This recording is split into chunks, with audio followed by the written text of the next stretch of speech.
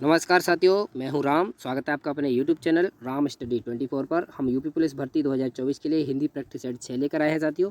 हमने इस सीरीज़ के प्रैक्टिस सेट 1 से लेकर 5 तक कंप्लीट कर दिए हैं। अगर आपने उनको नहीं देखा है तो प्लेलिस्ट में जाकर आप उनको भी देख सकते हैं।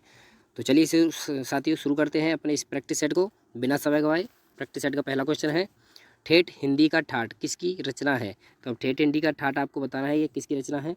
तो इसका सही जवाब है ऑप्शन बी, अयोध्या सिंह उपाध्याय हरिऔध। ये अयोध्या सिंह उपाध्याय हरिऔध की रचना है ठेठ हिंदी का ठाठ। आइए नेक्स्ट क्वेश्चन पर। अगला क्वेश्चन है, रत्नाकर का संधि विच्छेद क्या होगा। अब आपको रत्नाकर का संधि विच्छेद बताना है। तो देखिए इसका संधि विच्छेद होगा रत्न प्लस आकर बराबर रत्नाकर। देखिए इसमें क्या है, ये अ प्लस आ मिलके यहाँ बड़ा आ बना रहे हैं, इस वजह से ये दीर्घ संधि है। ठीक है, ये दीर्घ संधि है। चलिए नेक्स्ट क्वेश्चन की ओर चल रहे हैं। अगला क्वेश्चन क्या है, किस शब्द में उपसर्ग का प्रयोग नहीं हुआ है। तो वो कौन सा शब्द है जिसमें उपसर्ग का प्रयोग नहीं हुआ है। तो बताइए, अपवाद इसमें तो हुआ है, प्रभाव में भी हुआ है, पराजय में हुआ है। तो इसका सही जवाब है ओढ़ना। ओढ़ना में किसी भी उपसर्ग का प्रयोग नहीं हुआ है साथियों। ठीक है, उपसर्ग किसी शब्द के आगे लगते हैं और आगे लगने से वो उस शब्द का अर्थ बदल देते हैं। ठीक है साथियों, तो और ये किसी मूल शब्द में लगते हैं। इसमें ओढ़ना, इसमें कोई मूल शब्द नहीं है। और यहाँ पर अपवाद, इसमें अप और वाद इसमें मूल शब्द है। इस प्रकार से इस पराजय में जय मूल शब्द है। ठीक है, चलिए आइए नेक्स्ट क्वेश्चन पर। शुद्ध वर्तनी शब्द छांटिए। अब आपको शुद्ध वर्तनी शब्द छांटना है। कौन सा शुद्ध वर्तनी शब्द है। तो इसका सही जवाब देखिए क्या है, ऑप्शन सी अभ्यस्त। इस प्रकार से हम अभ्यस्त लिखेंगे और बाकी सभी गलत हैं। इस प्रकार से नहीं लिखेंगे, हमारा ऑप्शन सी एकदम से सही हो जाएगा, अभ्यस्त। चलिए आगे नेक्स्ट क्वेश्चन पर। निम्न का पुल्लिंग बताइए। अब आपको जो नीचे दिया हुआ है मनगढ़ंत, इसका पुल्लिंग बताना है। तो मनगढ़ंत का आपको पुल्लिंग बताना है साथियों। तो बताइए क्या होगा मनगढ़ंत का पुल्लिंग। तो इसका देखिए सही जवाब हो जाएगा उभयलिंग। ये कोई ना तो पुल्लिंग है ना स्त्रीलिंग है, ये कृदंत प्रत्यय है। और कृदंत प्रत्यय क्या होते हैं, किसी भी शब्द के साथ आकर उसी के जैसा व्यवहार करते हैं और उसी के अनुसार इनका लिंग परिवर्तन होता है। ठीक है, तो ये उभयलिंग है। जैसे मेरी मनगढ़ंत कहानी, ठीक है, तुम्हारा मनगढ़ंत विचार। तो यहाँ दोनों अलग अलग तरह से चेंज हो गए। आइए नेक्स्ट क्वेश्चन है, कौन सी ध्वनि महाप्राण नहीं है। अब आपको महाप्राण ध्वनि नहीं है ये बताना है। तो महाप्राण ध्वनि होती क्या है साथियों, देखिए हमारे जो वर्ग होते हैं स्पर्श व्यंजनों की, तो इसका पहला और दूसरा, तीसरा, चौथा और पांचवा इस प्रकार से वर्ग होते हैं।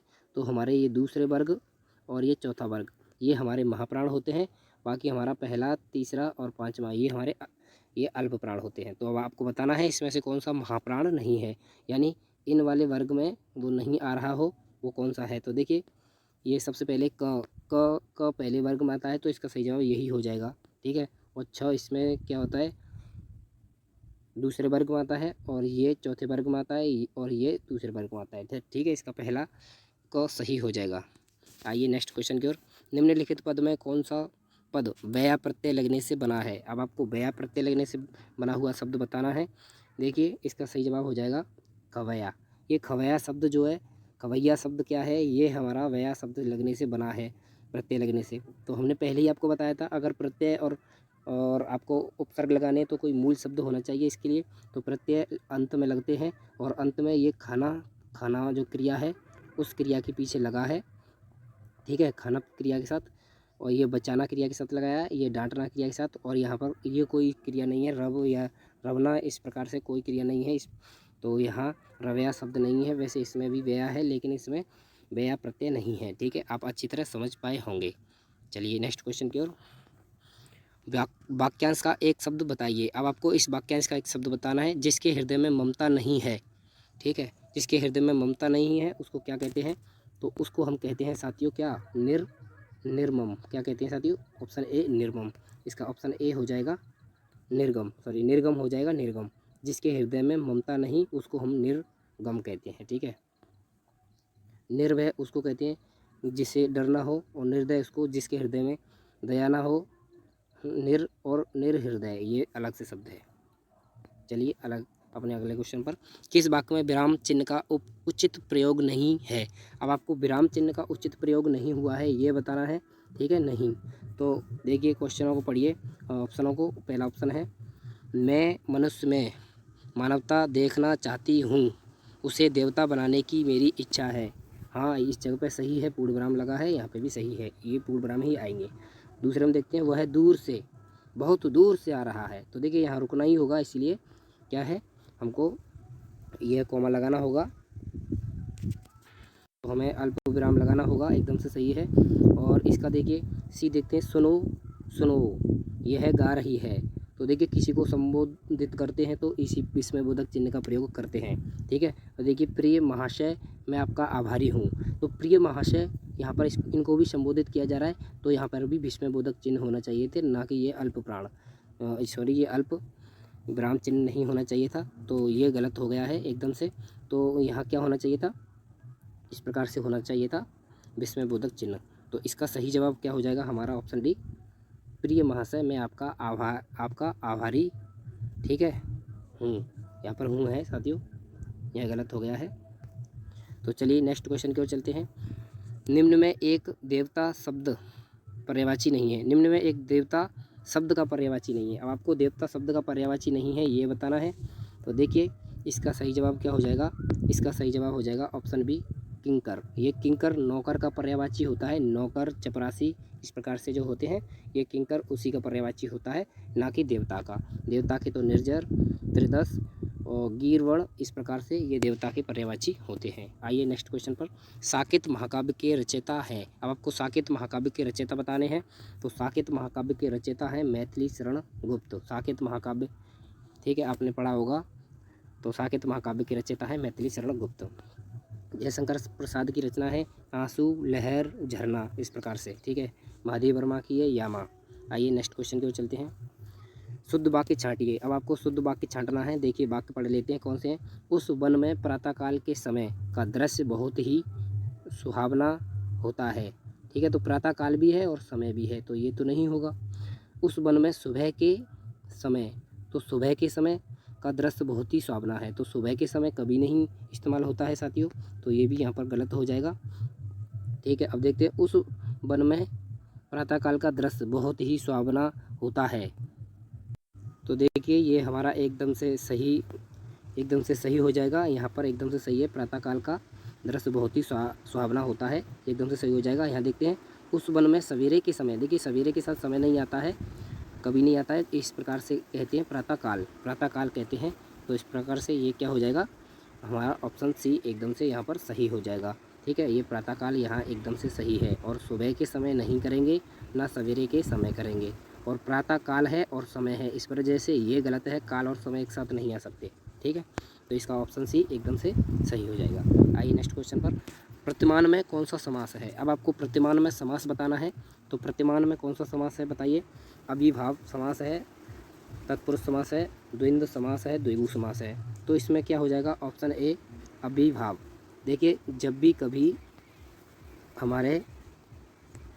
कभी किसी शब्द में प्रत्यय लगा हो तो वहाँ पर हमारा अव्ययीभाव समास होता है, जैसे प्रत्यय, भर, अनु, इस प्रकार से अगर कोई भी प्रत्यय आगे उपसर्ग, कोई भी उपसर्ग आगे लगा हो तो वहाँ पर हमारा अव्ययीभाव समास हो जाता है, ठीक है।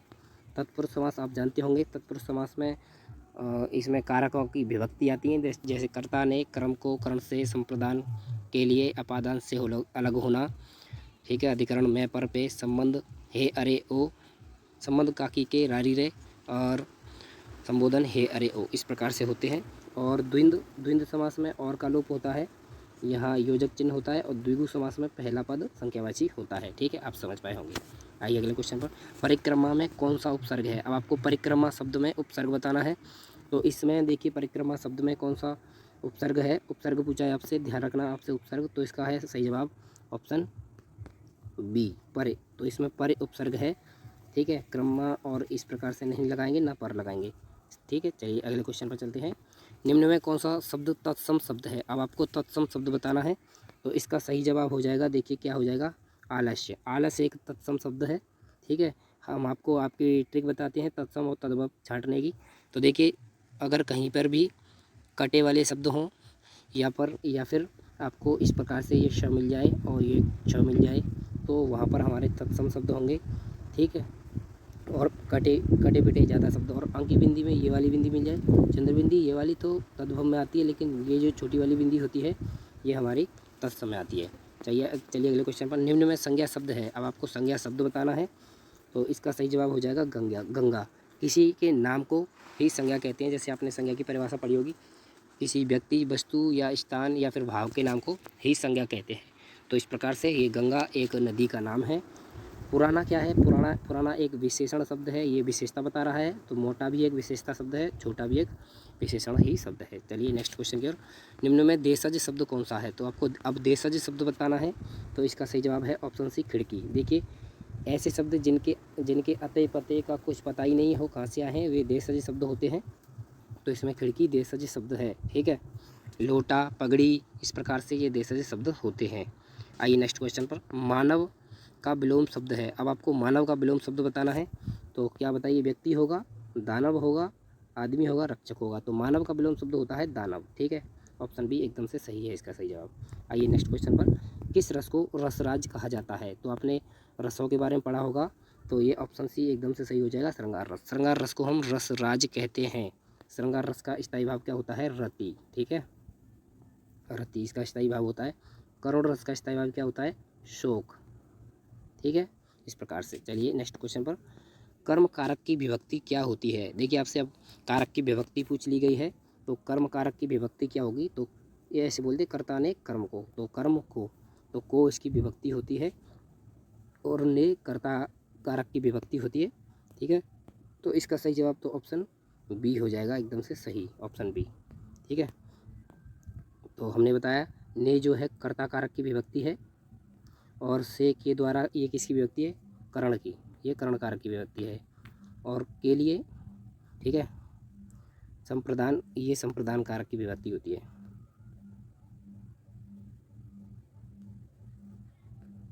ये संप्रदान कारक की विभक्ति होती है। जैसे बोलते हैं कर्ता ने कर्म को करण से के द्वारा संप्रदान के लिए अपादान से अलग होना, ठीक है। अधिकरण मैं पर पे, संबंध काकी के रारी रे, और संबोधन हे अरे ओ। इस प्रकार से ये हमारे कारक होते हैं।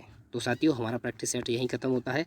आपको हमारा प्रैक्टिस सेट कैसा लगा कमेंट बॉक्स में अवश्य बताएं, और कितने क्वेश्चन आपके सही हुए ये भी आपको अवश्य बताना है, ठीक है। तो जय हिंद, वंदे मातरम, धन्यवाद।